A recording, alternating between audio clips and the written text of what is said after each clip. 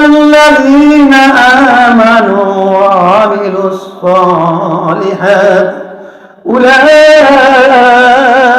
হুম খায়রুল বারিয়া। আস্তে করে আল্লাহু আকবার। একটু আওয়াজ হচ্ছে, মনে হয় যে 2-4 জন আসতে বোঝা যায়। এত সমাগম মানুষের মধ্যে 2-4 জন হবে, কোনো আওয়াজ যেতে বলবো যে লক্ষ লক্ষ জনতা আছে এরকম বুঝতে হবে, তাহলে বোঝা যাবে যে আপনি পাক্কা ইমানদার। ঠিক কিনা বলেন? ইমানদারের আওয়াজটা আসতে হবে না শুরু হবে? আমরা বোঝেন, ইমানদারও বোঝেন।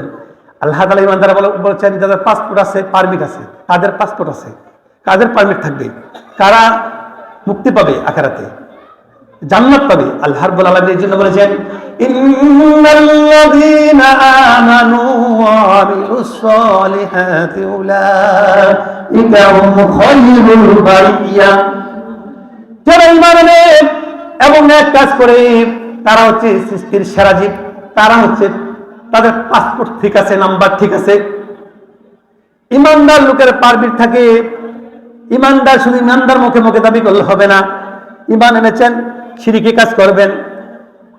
ইমানদার দাবি করেছেন, বেদাতি কাজ করবেন। এরকম আমাদের সমাজে আছে কিনা বলেন? ইমানদার দাবি করেছেন, কাটিচুরিতা করবেন। ইমানদার দাবি করেছেন, সুবিধাবাদ সাধবেন, যে যেদিকে জয় সেদিকে কথা, যেদিকে বৃষ্টি সেদিকে পাতলা, এরকম একজন আছে না? আর যেদিকে না সেদিকে পাতলা পাওয়া যায়। আর আপনি দুনিয়ার স্বার্থের জন্য, দুনিয়াবাসীকে হ্যারাসমেন্ট করার জন্য, মানুষকে হস্তক্ষেপ করার জন্য, মানুষের অস্তিত্ব নষ্ট করার জন্য, বিলীন করার জন্য আপনি পক্ষপাতী হবেন, সেটা আল্লাহ বলে নাই। আজকে যারা বর্তমানে আমাদের যেই দেশ চালাইছে দেখছেন তো, যারা সেই দলের ছিল আজকে তাদের অস্তিত্বটা কেমন? তারা আজকে সমাজে দাঁড়িয়ে কথা বলতে পারে না। তারা আজকে অনেকে লুকিয়ে থাকে। ঠিক কিনা বলেন? এখন অনেকে ভারতে চলে গেছে, অনেকে পালানোর পথ পাচ্ছে না, গুহার মধ্যে বন্দী আছে। ঠিক কিনা বলেন? কেউ বা আর্মিদের, কেউ কেউ বলে যে আর্মিদের আস্তানা তারা আছে ক্যাম্পে, বিএমএল লোকগুলি যেগুলি কৌবা কাজে কাকা করতো, সবসময় আউ করতো। ঠিক কিনা বলেন?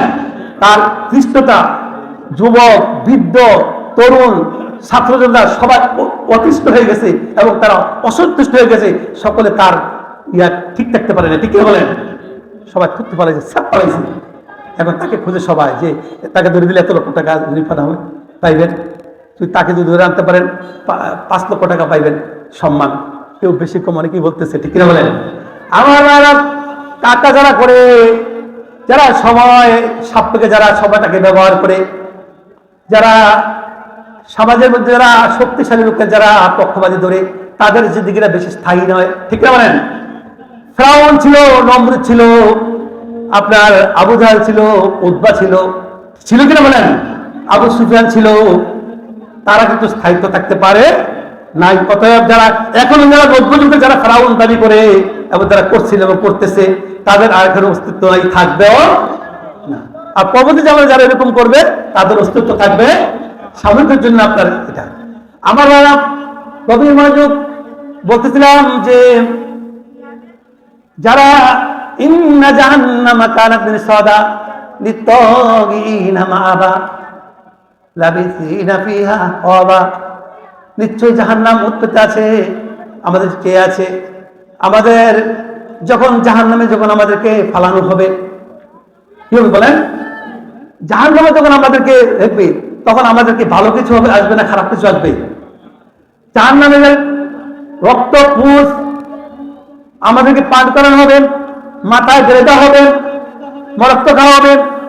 আমার জাহান্নাম যখন তার ওয়ারেন্ট জারি হয়ে যাবে যে এই ব্যক্তিটা জাহান্নামী, জাহান্নামে নেওয়ার আগে পূর্বকনে একটা কাজ হবে। খেয়াল করুন, সেই কাজটা হয়েছে আপনাকে জাহান্নামে নেওয়ার আগে একটা ফল খাওয়া হবে। ফল, ইন্না শাজারাতাজ যাক্কুম তা'আমুল আসীম। আপনার জাক্কুম নামে একটা ফল খাওয়াবে। খাওয়ানো মাত্রই সেই ফলটা আপনার গলায়, পেটে, বিভিন্ন গলা থেকে শুরু করে পেট পর্যন্ত সব করে গেঁথে যাবে, মনে করেন এরকম কাটার মতো, হ্যাঁ, সুইজা গাইয়ে কাটা যায় না, বড়ি কাটা কিভাবে, মাছটা যদি ফালার একটা বড়ি টান দিলে কাটা লেগে থাকে না, ইয়ারা এরকম কাঁটাযুক্ত খাওয়া হবে। এরপরে তা শেষ করবে না, গরম পানি আপনাকে ঢেলে দিবে, গরম পানি ঢেলে দিবে এবং বিশাল শাস্তি করে আপনাকে জাহান্নামে নেবে। আমার এই জন্য আল্লাহ রাব্বুল আলামিন বলেছেন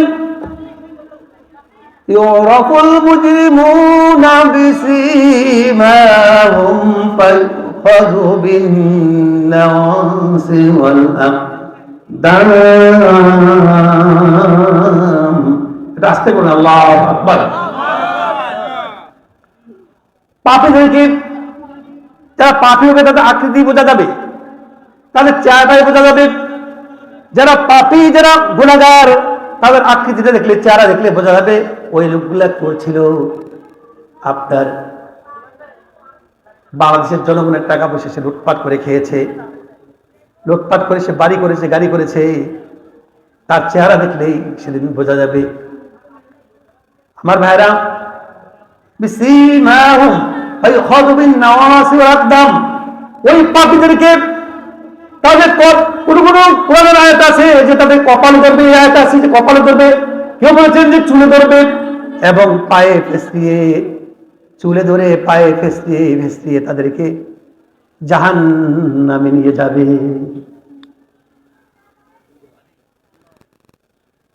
فبأي آلاء ربكما تكذبان। আস্তে বলুন, আল্লাহু আকবার। আল্লাহ রাব্বুল আলামিন বলেন, তুমি আমার কোন কোন অনুগ্রহকে তুমি অস্বীকার করবে, কোন কোন নিয়ামতকে আমার অস্বীকার করবে? আমি আল্লাহ কত বড় মহান। এই আকাশ জমিন, চন্দ্র সূর্য গ্রহ নক্ষত্র, জান্নাত এবং জাহান্নাম সবকিছু আমি আল্লাহ রাব্বুল আলামিন সৃষ্টি করেছি। তোমাকে আমি ছাড়পত্র দিয়েছি, তুমি চলতে পারতেছো। তোমাকে যদি মোটে করে নেই, কাগজে কাট গড়ি বানা কর উড়া তামায় আসমান মে ইয়া বেছা গুড়ি করকা। অর্থাৎ বলছেন যে বুড়ি যখন বাচ্চারা উড়িয়ে দেয়, উঠতে থাকে, আবার বুড়িটা হাতে আসে, আসে কিনা বলেন? এরকম আল্লাহ বলছেন যে আমি তোমাকে দূর ছেড়ে দিয়েছি, হ্যাঁ, তোমরা উঠতে থাকো। কারণ আল্লাহ তাআলা বলছেন ইন্না বাদশা রাব্বিকা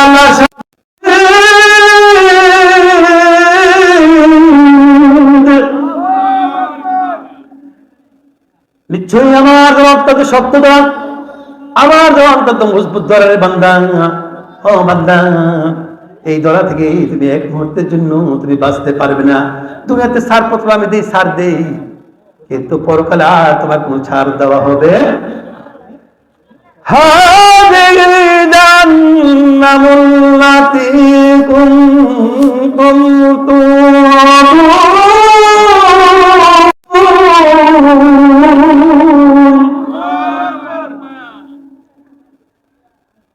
এটা সেই জাহান্নাম, এই জাহান্নামের জন্য তোমরা কামাই করেছো, সব নিজ হাতের কামাই।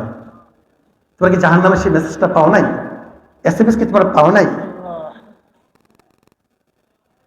আমরা কই জাহান্নামের আগুন মাবুদ সইতে পারবো না, দুনিয়াতে নাও কাঁদাইয়া আখের কাঁদাইও না, দুনিয়াতে নাও কাঁদাইয়া আখের কাঁদাইও না। তোমার কি এই মেসেজটা যায় নাই? তোমার কি শোনো নাই?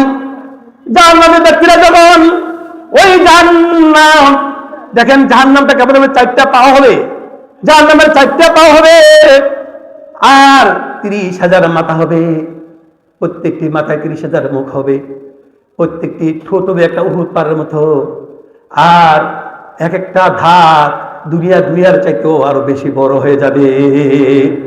আমার বাইরে জাহান্নাম আমাদের কাছে আবার উৎপেতে আছে, চেয়ে আছে জাহান্নাম, ইন্না জাহান্নামা কানাত মিরসাদা। আমার ভাইরা, এই জাহান্নাম আমাদের জন্য অপেক্ষা করতেছে।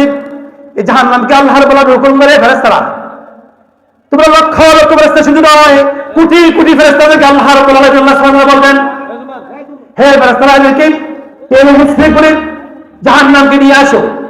জাহান্নাম যখন পাপীদেরকে দেখবে এমন ভয়াবহতা চিৎকার মারবে জাহান্নাম, এমন আওয়াজ করবে, আপনার বিকট আওয়াজ করবে, বর্জ্য আওয়াজের চাইতে আরো বেশি আওয়াজ হবে। বর্জ্য বুঝছেন না? ওই যে বড় বড় ঠেড়া মারে, ঠেড়া তো বোঝেন, ঠেড়ার চাইতে আর বড় বড় আওয়াজ হবে, এরকম আওয়াজ হবে, কানগুলি ছিঁড়ে যাবে, আপনার কোনো বুঝবে না, চিন্তায় অস্থিরতা হয়ে যাবে। জাহান্নাম কিন্তু এদিক সেদিক করে আবার ভাইরা শুধু লাফাইতে ছাড়বে, কোটি কোটি ফেরেশতা কান চেয়ে রেখে দিতে চাবে, তাও জাহান্নাম কি করবে না, থাকতে চাইবে না, পারে না। এখানে মোমেনকে বুঝবে না, মোমেনাত বুঝবে না, পাপিষ্ঠ বুঝবে না, জাহান্নাম চায় সকল মানুষকে গ্রাস করে ফেলবে। আমার ভাইরা গভীর মনোযোগ, চিন্তায় পড়ে যাবে। إذا ألقوا فيها سمعوا لها شيئا وهي تفور। তোমাদেরকে এই মেসেজটা যায় না যে জাহান্নামের কঠিন হবে, এত অস্থিরতা হয়ে যাবে জাহান্নাম। আল্লাহ বলবে তোমার কাছে কি এই মেসেজটা যায় নাই, এই এসএমএস কি যায় নাই, এই পাসপোর্ট কি তোমার কাছে যায় নাই? মানুষ চিন্তা করে যাবে, তারা আশাহীন হয়ে যাবে, অস্থিরতা হয়ে যাবে। আমার রাজা এখন বিশ্বনবী সাল্লাল্লাহু আলাইহি ওয়াসাল্লাম একবার যাবে ফুলসরাতে, আবার যাবে মিজানে। এখন কি করবে, অস্থিরতা হয়ে যাবে। পরিশেষে আমার নবী সাজদায় পড়ে যাবেন, আর সকল নবী বলবেন, আদম আলাইহিস সালাম বলবেন ইয়া নাফসি, নূহ নবী বলবেন ইয়া নাফসি, ইব্রাহিম আলাইহিস সালাম বলবেন ইয়া নাফসি, সাইয়েদনা ইব্রাহিম বলবেন ইয়া নাফসি। সকল নবীরা ইয়া নাফসি বলবে। আমার নবীজি উম্মতের জন্য প্যারাসাইট হয়ে যাবেন। মুরগি যখন তার বাচ্চাদের জন্য, মোরগ দেখছেন না, মুরগি বাচ্চাদের চিলে থাপা মারে প্যারাসাইট হয়ে যায়, যারা আমার বাচ্চাটা নিয়ে যাবো, একবার যায় গাছে, আবার বাচ্চাদের কাছে আসে কিনা বলেন? আমার নবী যাবে মুরগির মতো পাগল হয়ে যাবে, অস্থিরতা হয়ে যাবে, টেনশন হয়ে যাবে। আমার ভাইরা